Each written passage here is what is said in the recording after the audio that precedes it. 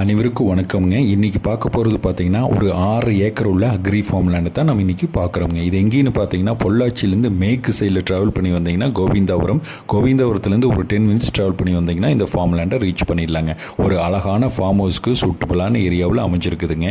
ஒரு 650 தென்னை மரத்தோட, அதுவும் 450 தென்னை மரங்கள் காப்பில் இருக்குதுங்க. நாட்டு தென்னை மரங்கள்ங்க 20லேருந்து 25 வயசுக்குள்ளே தான் இருக்குங்க. அது இல்லாமல் எடப்புள்ளைய ஒரு 200 புல்லை போட்டிருக்கிறாங்க. ஒரு 1.5 வருஷம் ஆகுதுங்க.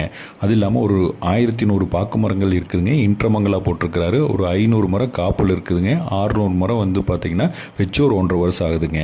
அது இல்லாமல் ஒரு 100 மாமரங்கள் இருக்குது. நல்ல வெரைட்டியான மாமரங்கள் தான் இருக்குதுங்க இந்த லேண்டில்.